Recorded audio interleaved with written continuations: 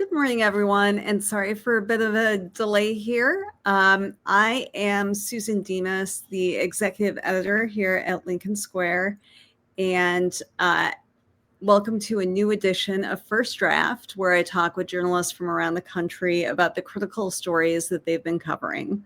And joining me today is Jerusalem Demsas. She is an award-winning journalist and founder of the new publication, The Argument. She focuses a lot on her coverage of the U.S. housing crisis and other institutional failures. You've probably seen her work in The Atlantic, Vox, and she also is the author of the anthology on the housing crisis, Land Development, Democracy. Welcome, Jerusalem. Thanks so much for being with us.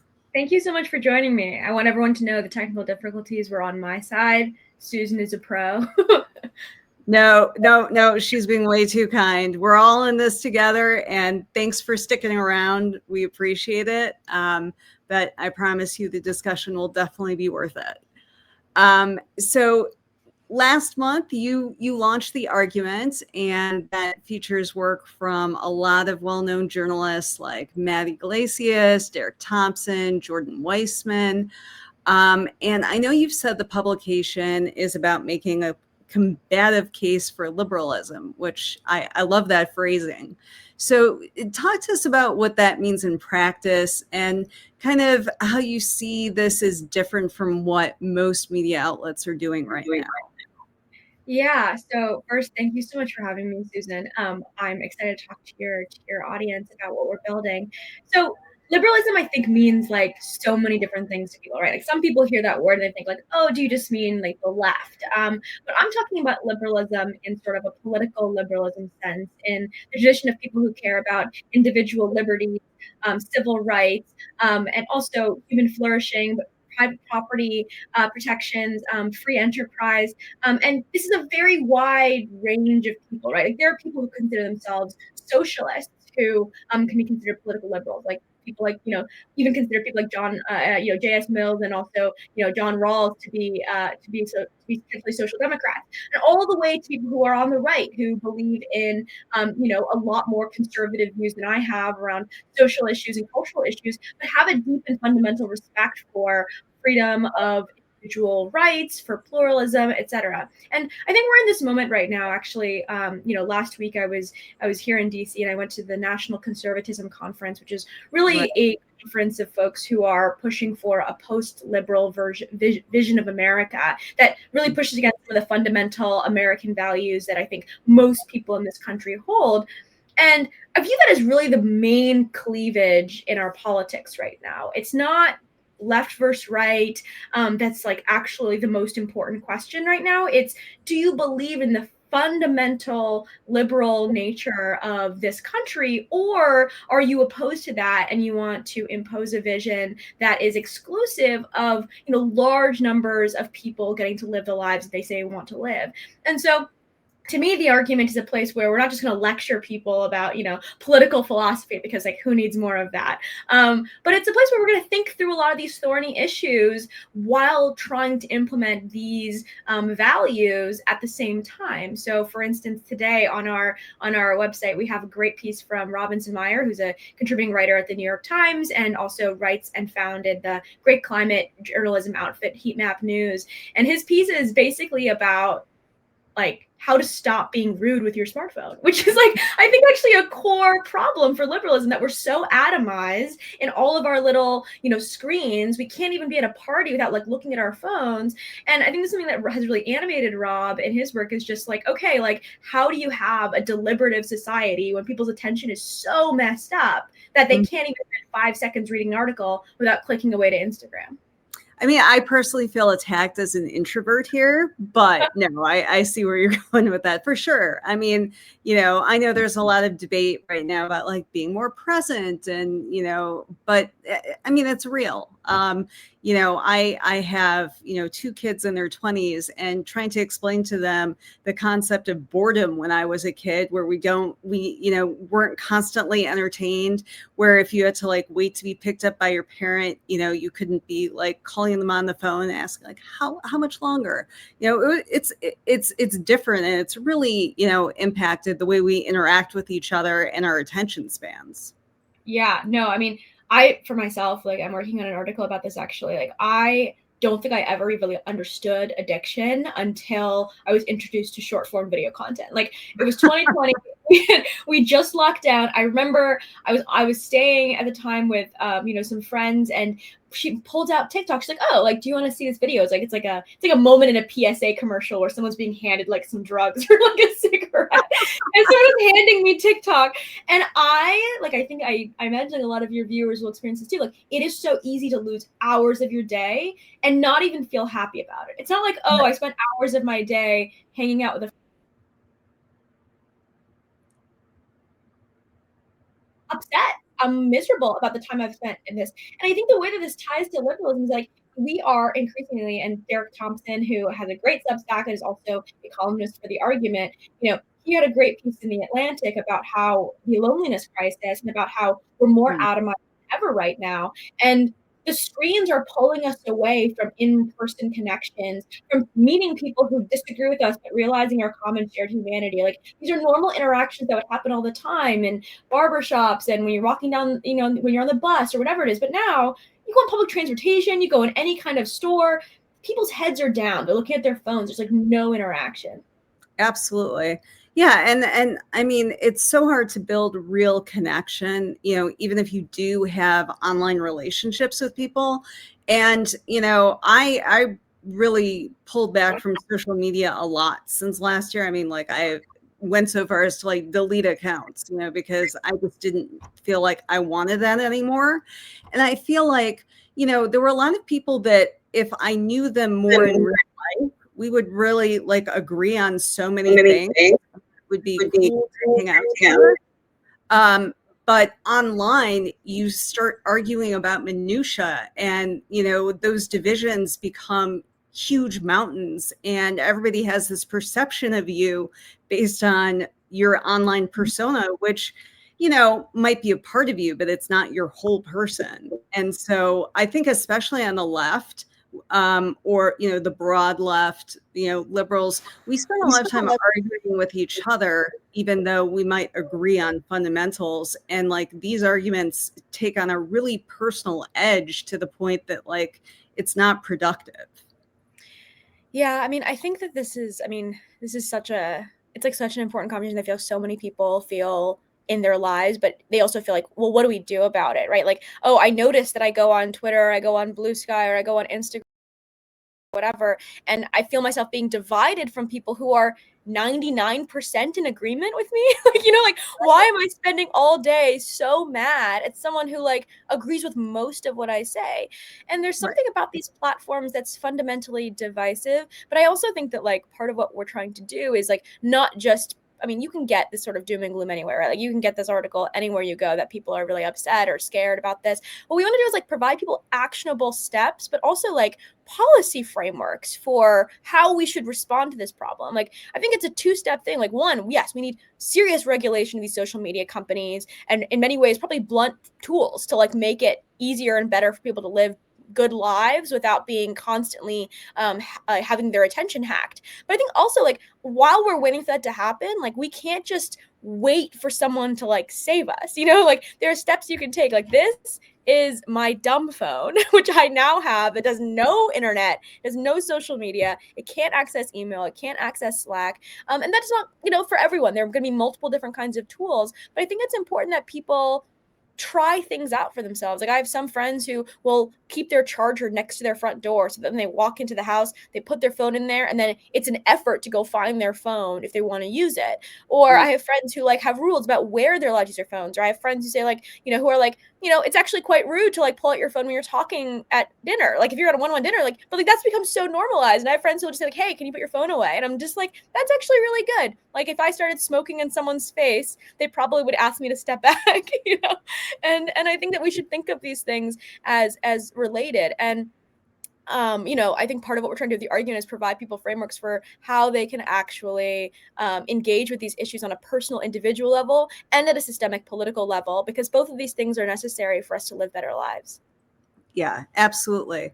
At the same time, I'm really fascinated by the fact that, obviously your publication is called The Argument, and, you kind of, have talked about this like combative approach to liberalism, but yet like what I've seen, some of these debates that you have, and just obviously putting forth arguments on your, in various columns on your platform. I mean, obviously it seems like it comes from a fundamental place of respect and understanding. And I was really struck by one of your first columns where, you were talking about like, how do we learn to live with each other? Like, that's kind of the question of our time right now. And so talk to us about how this is going a month in, and how this approach has been, embraced by your readers, and where you're going with it. Yeah, no, I mean, it's a very difficult needle to thread, with trying to allow people to disagree with each other, sometimes like very, very directly and harshly, and still keep in mind that we are trying to respect the other person's position and ability to hold that position. And the fact that also that, I think that one of the fundamental liberal values that I really hold is that there's possibility for reasonable disagreement. And what I mean by that is, like, that can sound like really banal. Like, of course, like, there's reasonable disagreement, but like, I actually think that a lot of people don't really fundamentally believe that. I think when they see people who disagree with them, they think that they're corrupt. They think that they're stupid. They think that they've been bought off. They think that they've been manipulated, whether it's by the right-wing media or Russian bots or, whatever, influencers online that they don't like or they disagree with. And in some way, like, you're able to excuse away all disagreement as being unreasonable for one reason or for one way or the other. And I think that, like, fundamentally, if you actually really believe that it's possible that a person trying to reason well, trying to think clearly, but starting from a different position, starting from a different background with different values, can end up in a different place than you, that creates actually a lot more respect than if you're like, okay, all I'm doing is trying to browbeat someone into agreeing with me, or I'm trying to convince them that they're being manipulated, or convince them that they're being stupid and they're not understanding this issue properly. This is just like not a good way to like either be persuasive or to understand other people in a democracy where like you actually do need to understand people because they have a legitimate right to have a political voice just like you do. And so we have my first article for The Argument, which you referenced, about, how do we live with each other? I mean, this is the fundamental question, right? Like, it's not just, for our time, as you said, I mean, it feels very, very real right now, but it's also just for all time, right? Like, what liberalism really, really sprouts out of the European wars of religion, when you see Europe tear itself apart over questions that many people today would not even find accessible. Like, what kind of Protestant are you? It's like not even a relevant question to people's lives right now. But like, not only was it normal that people were killing themselves over it, people thought that was reasonable, that you would be murdering people over whether or not they shared your specific denomination of Christianity. Now, of course, historians in the chat will say like, how much of it was about religion, other things? Sure, yes, there are other factors at play during that time period. But I think that like out of that, you see John Locke and other philosophers start to ask themselves this question, like, what do you do in a society where people are going to find ways to really disagree over things that are worth killing each other over? Like, now today, like, perhaps that's not what kind of Christian you are, but people feel vociferous disagreement over fundamental views about, the role of women in society, whether trans people should have certain rights or access to different medical treatments. Like, I mean, these are things that people are willing to die over. And I worry about how we create a system that allows for this kind of pluralism of belief without infringing on people's rights. And I think these are like, to get like concrete about it here, like, I think that there's a real need for people to try and think through how to win policy arguments without assuming permanent victory. Like, one day your side is going to lose an election. It's going to lose a lot of elections. Right now, Democrats have lost many, many elections, and it doesn't really look good for them. And you see this impulse on parts of the right to kind of try to institute these sorts of like permanent victories. Like, okay, what we're going to do now is we're going to use the arm of the state to destroy the universities, to destroy the nonprofit groups, to go after, individuals and activists and people that are getting either government funding or have some sort of power that we have over them, in order to make sure that we can never lose again. And like, that is an attitude to me that is like very, very concerning, because if everyone behaves like that, then you actually raise the stakes of every political election to the point where, like, yeah, okay, if it means that my institution, my school, my workplace is gonna be gone if I lose, that's really bad, I think, for democracy's future. Yeah. I mean, we're well past the point where okay, if you go from a Democratic to a Republican administration, there will be different economic policy, and to some extent there will be different social policies as well, but like not fundamental shifts. Not we want to fundamentally alter how our country functions, not just in government, but in education, with all of these institutions. And that kind of wholesale change is really disconcerting. And I think a lot of people, I feel like we will look back at 2020 as this huge earthquake, in terms of where we're going in society, because with this global pandemic, you had so many people who were isolated, you had so many relationships that were fractured in different ways, and then we had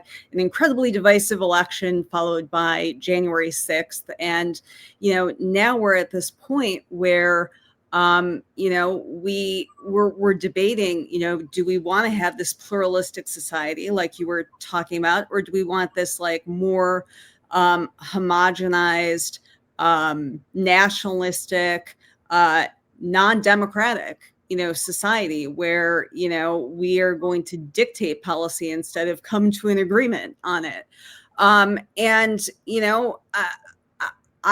I of course don't know where this story ends. I'm Susan, you were supposed to tell us. No, and I'm trying to be optimistic. These conversations never seem to go in an optimistic direction. But I mean, the fact that we're having these conversations, I think, is really important, because I feel like there is an impulse on both sides of the extremes not to have these discussions, where it's like you just shut down discussion, where it's like, well, if you disagree with me, you're immoral and you're corrupt and you're obviously being bought off by somebody, which is kind of the standard boilerplate on the left. Yeah. On the right, it's just, maybe we should just kill your entire family. And neither of these impulses get us anywhere. And the stakes can't be this high for every single interaction that you have with people you disagree with. It's like we go to like 11 on everything now.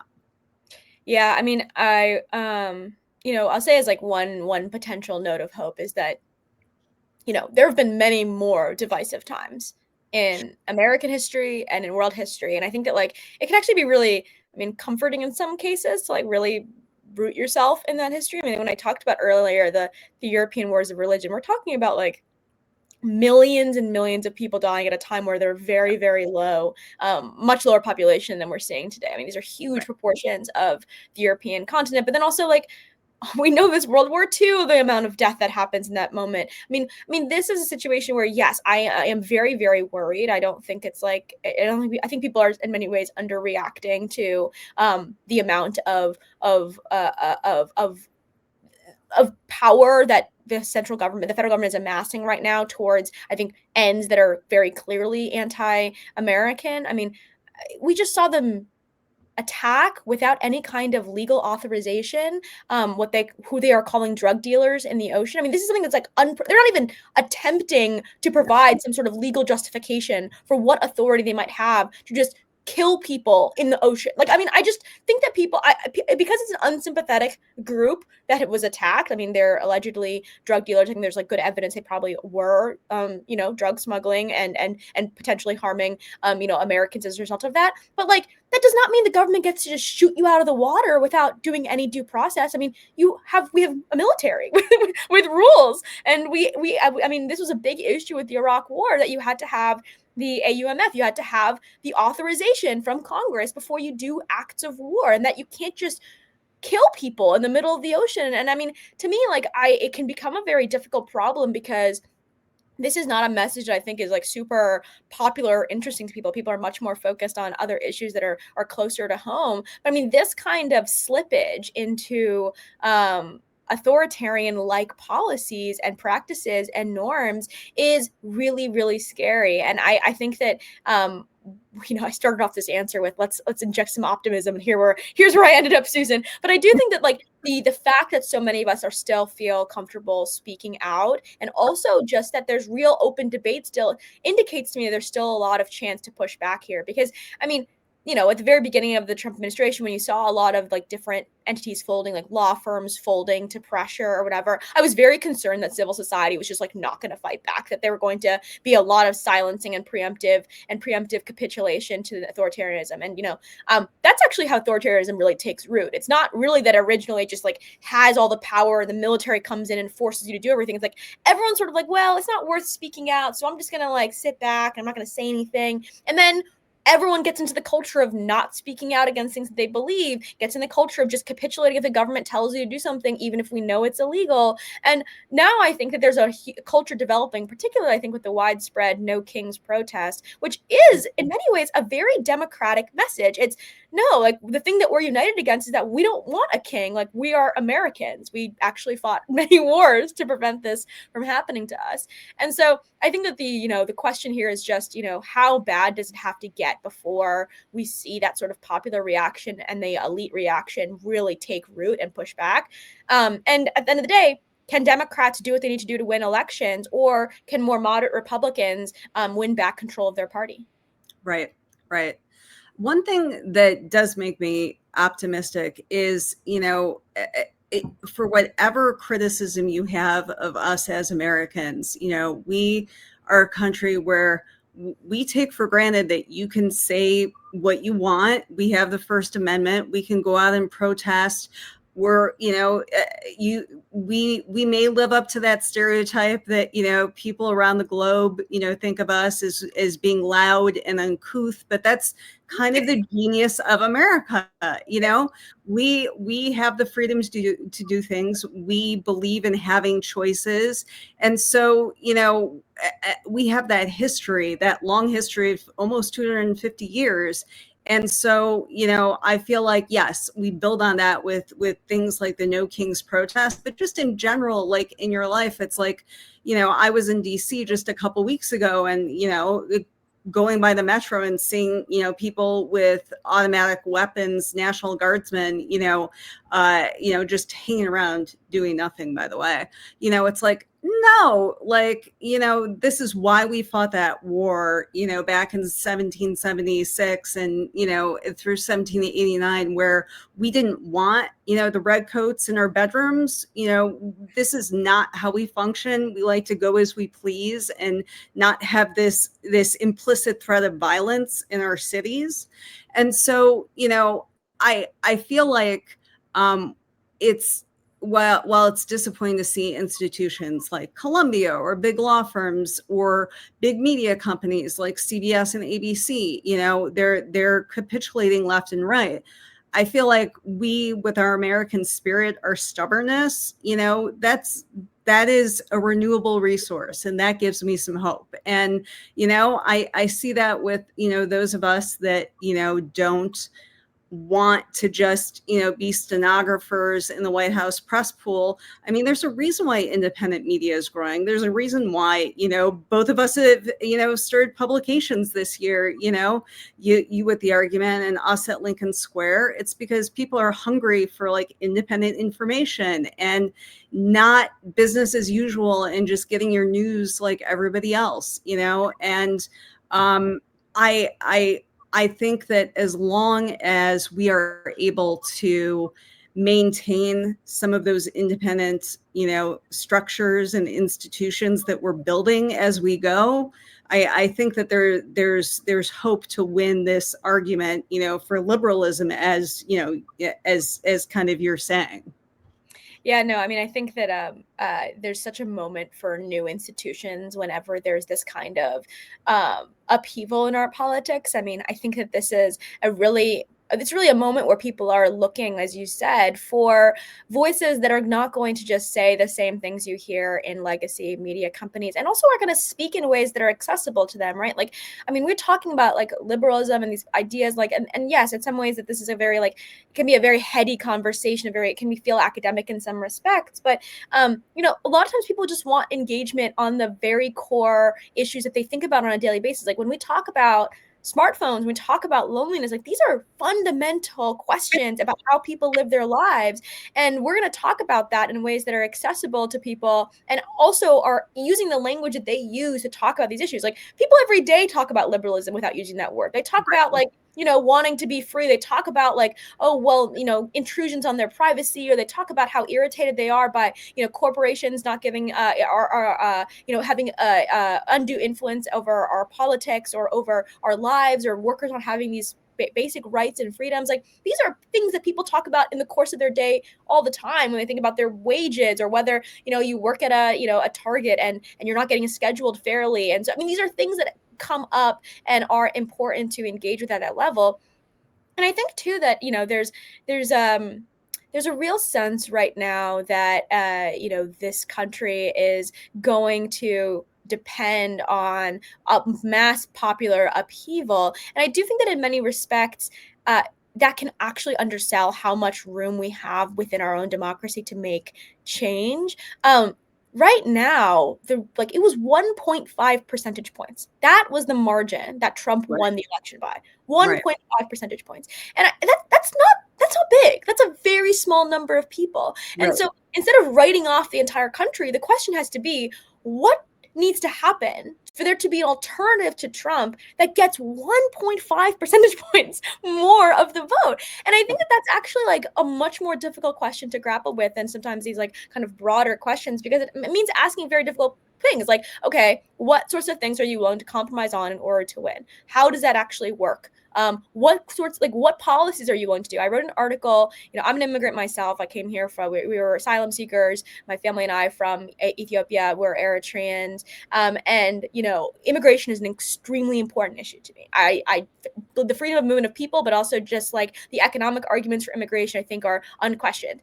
And at the same time, we just witnessed a mass popular backlash to the level and kind of immigration that happened about it. Like, it is unmistakable that a lot of people got very, very angry about it. And the question then has to be, what do we do about that? How do you have to have a democratic reaction? Like, okay, a lot of people were mad about how this worked out. And so we need to present an alternative to people that's actually responsive to their concerns. And so, I laid out in an article about that says liberals don't have to lose on immigration, but how you maintain support for immigration, how you actually respond to people's concerns around, why are there immigrants sleeping on the floor of my police station? Why are we spending hundreds of thousands and millions of dollars taking care of immigrants when my kid's school is crumbling? Like, how do you alleviate these concerns so that people who aren't xenophobic, they don't hate immigrants, they don't want other people to suffer, but they are concerned about the policy choices being made to help other people without helping them and their own families? If you ask people, I mean, this happened at the end of the campaign where Vance and Trump started talking a lot about how immigrants were responsible for the housing crisis. And as you mentioned, housing is my bread and butter. They repeatedly were just like, oh, the reason you can afford housing is that all these immigrants are coming here and they're taking your homes away from you. Yeah. I mean, to me, as a housing reporter, like, this is like, I could just try and debunk this with numbers. I could show you the numbers that indicate this is not true, but that's not really that impactful to people. What they're noticing is that their kid is having trouble finding an affordable house. And then there are immigrants coming here who are getting affordable homes. And that creates a one-to-one connection in your head of like, well, if that person wasn't here, maybe it would be easier for my child. And that's not like stupid. That's just like, it's just like, you're just observing facts about the world and making inferences. The problem is, this is just a zero-sum setup that we've created for people. We have created a level of housing scarcity in this country that predates any wave of immigration under Biden or anything like that, that set up this fight. We could have housing abundance. We could build enough housing such that you don't have to worry about if someone else is coming here. You're okay, fine. They can come here because my kid has a house. My friend's kid has a house. Like, I have a house. I have a vacation home in upstate Minnesota. Like, whatever it is. I mean, I could say we're a big country. There are a lot of places to build houses. Yes, exactly. And it's just, to me too, like, we're talking about something here where we had and I always like to analogize this. Measures of our housing undersupply are pretty big. It goes anywhere from, a couple million to 20 million. It just depends how you're counting, and it's difficult to model this sort of thing. But what we know is that we built millions and millions of homes very, very quickly in this country after World War II. We built it when we had a lot less money. We built it when we had a lot less people. We built it when we had a much bigger crunch, when we hadn't been building housing since well before the Great Depression had happened. We've solved problems like this before. And we didn't have HGTV back then telling us that every house has to have granite countertops and 3,000 square feet. This is true. Americans' tastes have improved since the 1950s. The tract housing and exactly. But I also just think at some level too, like, yes, a lot of people have preferences for nicer homes, and I'm like, that's great. I want people to have nicer homes. I want them to have like every appliance they can imagine. I want to import it from China and everywhere else so that people can have access to these things. Like, that's great. But I also think that, like, we also underestimate, like, people at different stages of their life and in different places will be okay with different things. Like, when I graduated from college and moved to DC, I lived in a house with 5 other people, and we each paid for a room, and I paid $800, and I got a parking spot, and I got what I felt was a massive room. It was one of the best times of my life. I made 2 of my best friends in this house, and we still hang out, and they're going to be at my wedding, and like that. When I was 22, I don't want a massive home with granite countertops. I want to live in a fun, like, group house with a bunch of people who end up becoming my friends. Now, as I'm older, I now rent a row house with my fiance, and like, that's a different situation for us. And maybe, when we have children, like, that would be a different thing that we want too. But instead, we've created a system where it's like, well, in order to build housing, it needs to be the perfect house. And so then a bunch of people don't get homes. Like, it's like, okay, I mean, don't let the perfect be the enemy of the good, and that's how you get a homelessness crisis. Right. Absolutely. I think I definitely want to talk about housing, but I just wanted to go back real quick when you were talking about your immigration column, and I feel like this can apply to making good arguments that connect with people on the issue of trans rights, on the issue of crime. I mean, one thing that Trump has proven he's extremely effective at is making really strong, clear arguments. They may not be rooted in fact, they often are not, but when he stands up and is like, you have a problem, this is why. Usually the answer is immigrants or trans people. There's somebody who's taking something away from you, but it resonates, and it's something like, it's very easy for people. And you're right, it doesn't mean that they're like complete bigots. It's just, they're like, things aren't going well in my life. Why is this? Oh, this seems to make some sense to me. I can kind of see, where this might connect for me in my life.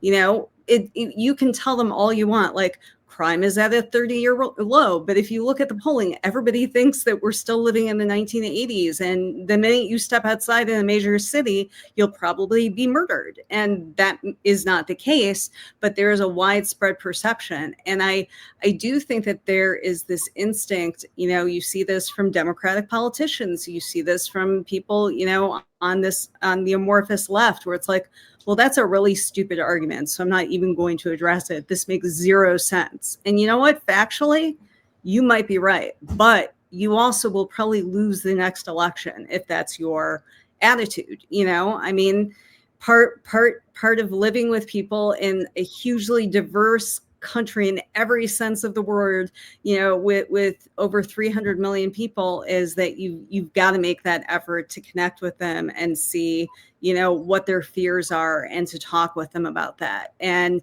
if you don't do that, it's going to be even easier for people to just buy these easy, damaging arguments and just start, just blame everybody else, instead of looking at like, oh, well, we have a housing crisis. I can't buy a house. Why is that?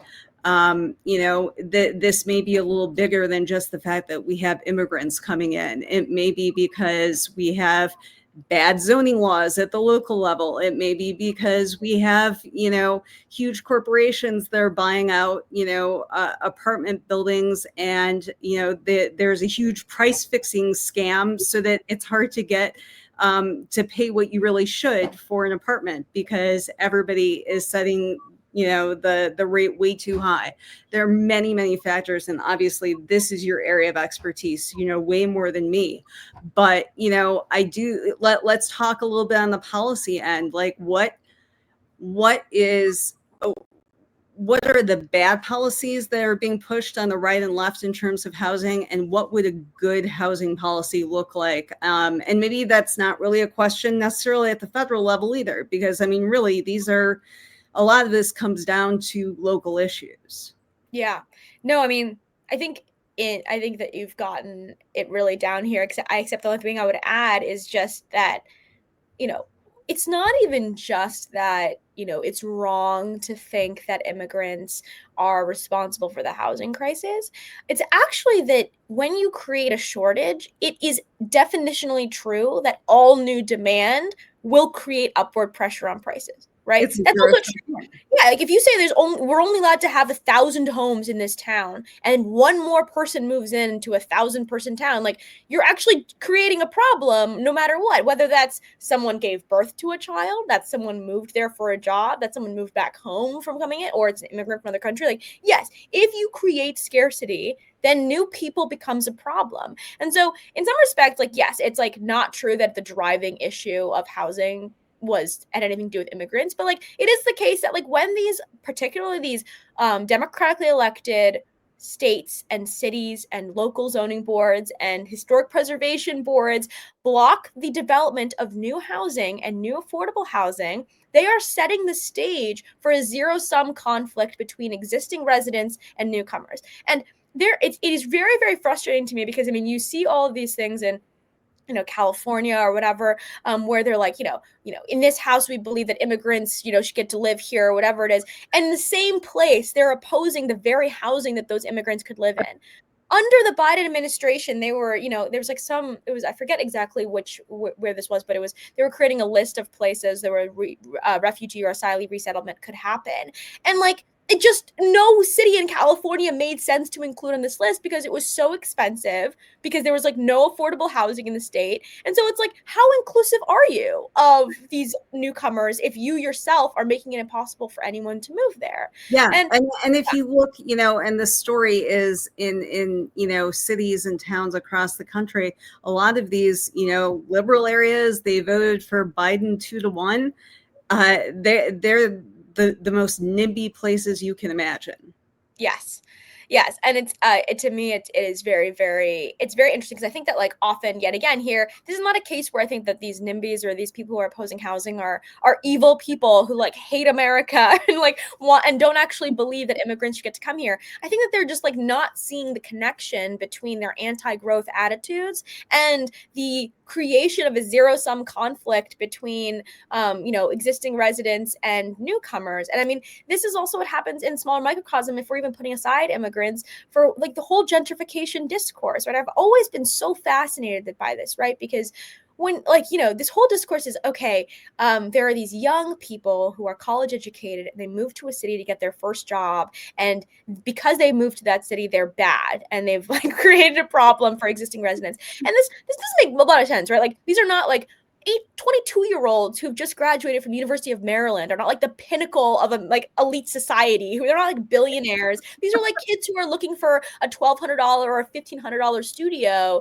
and like not people who are owning a $10 million home, but so much of the ire within urban politics has been between longtime residents, often middle income homeowners, lower income homeowners, and people of color, and versus these yuppie newcomers coming into the city. And the reason for this conflict is because we have stopped building enough housing. Like, it is, if you just expand the number of housing, then like new people coming in, that's just a plus. That's more people buying things. It's more people creating new businesses. It's more people who better tax base. It's exactly. It's a tax base, particularly for these towns and like areas that like have actually desperately needed more investment. I mean, this should just be a plus. You only turn it into a minus when you don't create enough of this basic American resource. And I mean, I got radicalized on housing as being a very core issue. And I was in, it was actually in a labor economics class when I was in college, which is, I think, a very funny way to get radicalized on something. But I think in many ways, like, this kind of housing scarcity explains so much of the problem in our politics right now.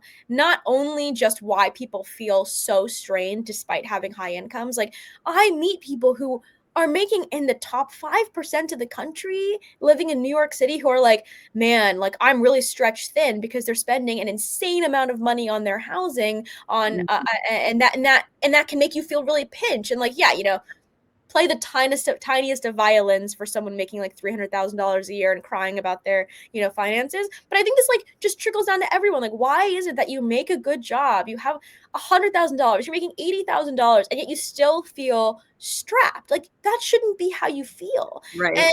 And that entire framework, I think, can really help explain how the, what I consider the post-liberal right, these people who want to create these zero-sum economic conflicts and stories, why they're able to take off so much is because there is a very real underlying problem. Like, it's not a fake problem. And Right. the answer from Democrats, from liberals, has been insufficient. Right. And to me, it seems like the housing issue has just been a ticking time bomb for so many blue states and, has really undermined their political power because, people vote with their feet. You can't afford to live in California. You can't afford to live in New York City. So you move to where you can. And a lot of times, they're moving into red states. And those are the states that by and large have been gaining population while blue states have been shrinking. And so, this becomes a huge political issue beyond just an economic issue and a societal issue too. Look, if I had the money, I'd live in California right now. But, you have to have an insane amount of money to live in most places in California, aside from maybe a few towns way up north on the Oregon border, or maybe in the middle of nowhere, where you're probably an hour away from a hospital, which, doesn't sound appealing to me personally, especially because I do hiking and I always need to know in case I break my leg that, I'll be able to be airlifted somewhere.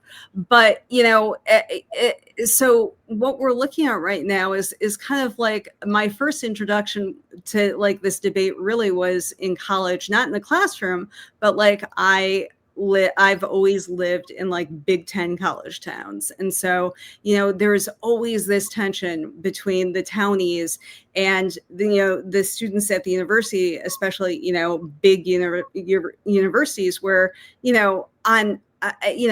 you can say in the abstract, you wouldn't have a town without the university. You wouldn't have an economy. There's such a great benefit. But at the same time, it's like, no, they're loud and they have parties and, they destroy everything. And, they've ruined our nice little town here. And it's like that story has become just the story writ large for housing in thousands of towns and cities and suburbs, across the country. And, nobody wants to, acknowledge like, hey, maybe it's better if we figure out a good solution and work together because, there are many, many benefits here. Like, you're not going to build that new Applebee's unless there are people who are going to be there to come and see it. So that's why you're driving a half hour to get dinner. Yeah. It's funny. I went to the College of William and Mary in Southern Virginia, which is a very small town, Williamsburg, Virginia, which maybe if people have gone to Colonial Williamsburg, we're we're right there. It's half the town essentially is the college. Like, that's half the town. And so you have the same exact dynamic going on that you're talking about, where there is this sort of both a resentment and a reliance on the university and the people. And, there's no way to get rid of all of this. People are going to get, upset for various reasons. Like, you can't solve all conflicts. There are different kinds of people, and that's great. That conflict can both be generative and beautiful and create art and create whatever, even as it also, we want to get rid of like the unfair inequalities, the economic inequalities that result from it. But one thing that would happen is, and this is I noticed this when I was in college. I had a friend who lived off campus in a house, and she, there's a rule that you're only allowed to have, I think, 3 unrelated persons living in the same house. Now, I just find this at some level, like you were saying this earlier, that Americans have this streak in us that is just like, how dare you tell me how I'm allowed to live? Like, just like this like libertarian streak of like, you're the government telling me that I can't live with more than like 2 other unrelated persons in my own house. Like, it's just it's infuriating. But like, setting that aside for 1 second, many, if not all, like towns largely have rules around occupancy that have to do with unrelated persons, for various reasons.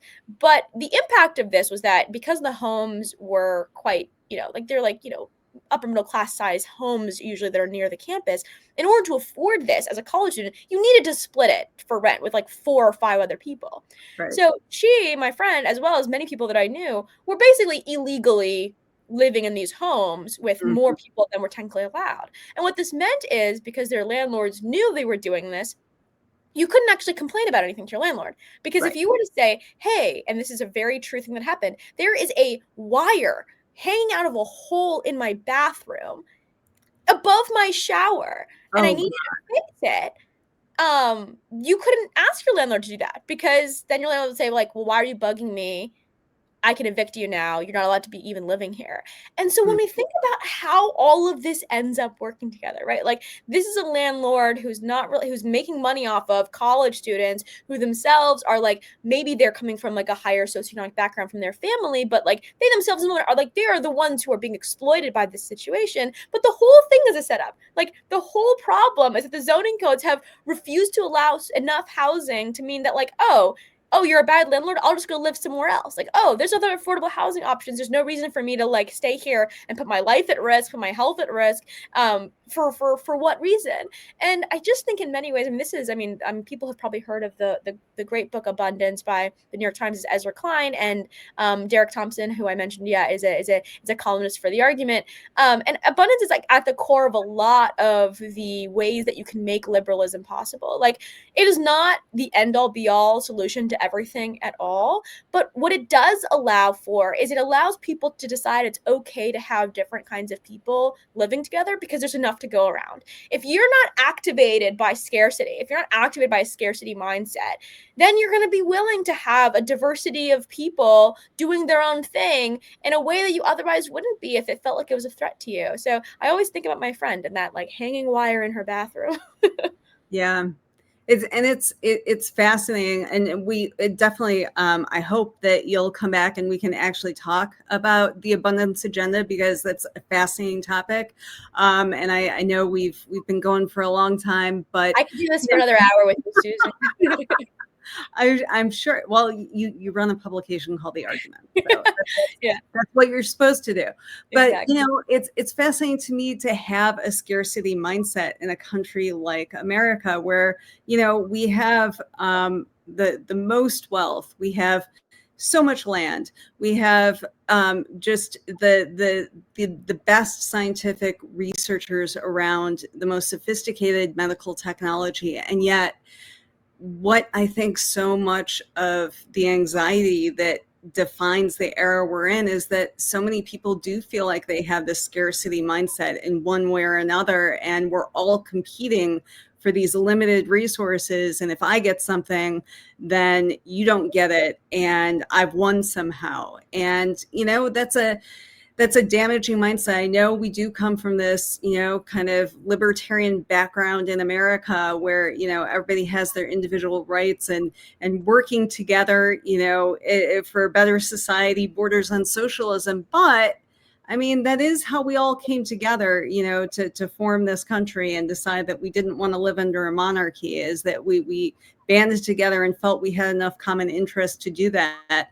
And, we saw America as the land of opportunity, and it is in so many ways. It's just a matter of, us, I think, adjusting our mindset to some degree, having these hard conversations, but also, identifying what the real problems are, why we're feeling this way, because, obviously, when you have a country where there are like more iPhones than people, it's hard to like say, oh, there's there's so much scarcity, there's not enough to go around. So Scarcity of what though? Like there's so many iPhones, but not enough houses. There's so many TVs, but there's not enough affordable healthcare. It's just like, what sorts of things do we have abundance we have of? abundance in the wrong areas, definitely in some ways. I totally agree. But yeah, I love your publication. And it's hard to do something different these days, and so I think you have really great voices over there. I hope everybody subscribes, and I definitely hope that you and some of your writers want to come back and have these conversations, because they're well, personally, they're fun to have, but I think they're really important at this point. Thank you so much for having me, Susan. This has been great, and we will definitely be bugging you to come on anytime. Oh, great. Well, and thank you for joining us this morning. Always appreciate you being part of the conversation.